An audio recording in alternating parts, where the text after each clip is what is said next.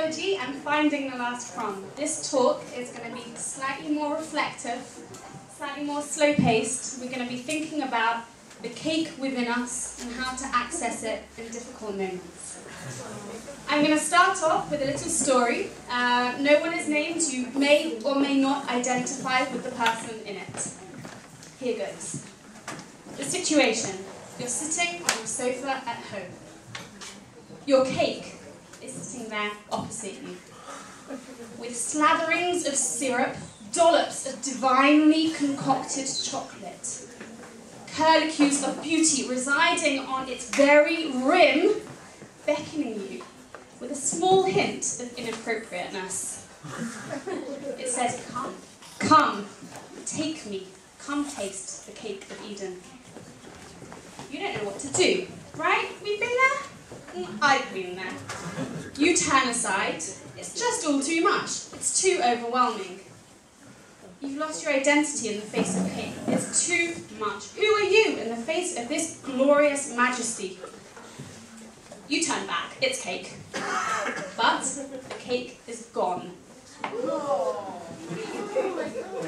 All that is left is one single tiny crumb. What do? You take that crumb. You shelter it in your hand, bring it to your mouth, and you swallow it. Slowly, slowly tasting the desire within that cake. You are transformed. Or are you?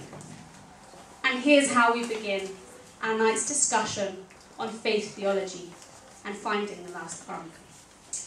We're going to be looking at what role faith has in recognizing our cake creed and how we're guided to acknowledge our loneliness, the lonely plate of cake, in a universe of non-cakes, of pies, of cookies, which are also not cakes, of biscuits, and other variant baked goods, which like to be on the same shelf in the supermarket. We're going to be looking from both the perspective of the cakes themselves and the consumers. We all have that cakiness within us. So let's start with theology and get it over with.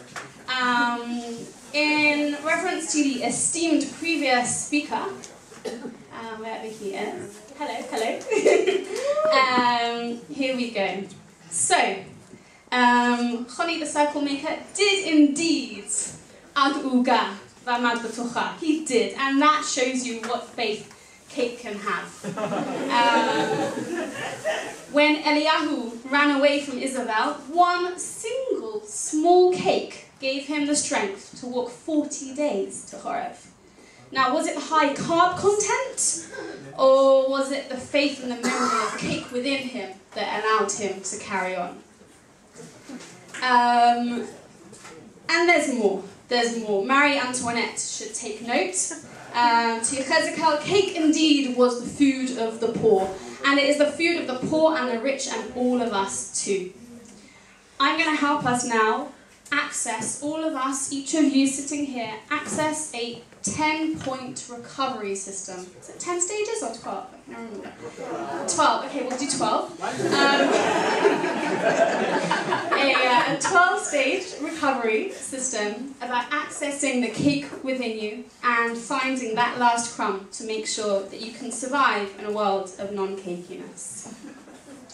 So, when is one a lonely man faith as regards cake?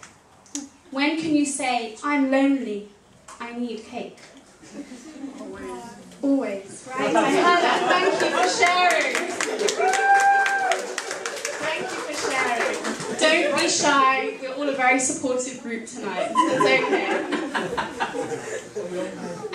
I'd like to help you with the understanding there are in fact two different types of cake. Cake 1, I'm going to move this chair, and cake 2. I could have brought cake out here for you to see, but you don't need it. You have the form within you of what is cake. You can access it. This is cake 1, the aggressive cake that beckons you and says, you will eat me right now. And this is the cake that sits, cake 2, which sits on your shelf and says, I'm humble, not humble pie. I'm humble, and I don't mind when you eat me. I'll be eaten at any stage of the day. I don't mind if it's 3 o'clock in the morning and you really want to have something more healthy, that's okay. I am the best for you. I will carry you through the difficult moments of life. Cake 1, on the other hand, what does Cake 1 say? Cake 1 says, what are you talking about? Eat me now. I don't care if you want Cake 2. There's a rivalry between them. How do we know this? We feel it within ourselves. The loneliness of living without cake can sometimes be unbearable. And we have to recognise that Cake 1 and Cake 2 both have a role. Oh gosh, look at that. Both have a role within our lives. And we need to embrace the majesty of cake in all its aspects. Moving on, next point in the stage of cake recovery. When you look into your inner cake, what do you see of yourself? How do you respond when fighting for the last crumb? Think about it. Do you react with anger? Do you react with jealousy that somebody else stole your cake? How do you do it? Next point. How can each cake find its place in society? I know, speaking from a cakiness point of view, that it can be very difficult for different flavours of cakes to find their place, for different forms, for different levels of bakedness. And I recommend that you enter into a covenant with yourself and think, if ever I am lonely in my cake identity, I will be true to who I am and what that label says on the front of the cake. If I am chocolate, I will remain chocolate. If I am vanilla, no way, I'm not going to be vanilla. If I'm an apple cake, I will remain an apple cake. Well, you almost got into dangerous territory there. You went right through. How can we mould cake into the culture of non-cakeness? Moldy cake. Mouldy cake is still cake, and it differs according to an opinion whether it's mouldy or not. I prefer to think of it as adornment on the top, and it has never stopped me eating it.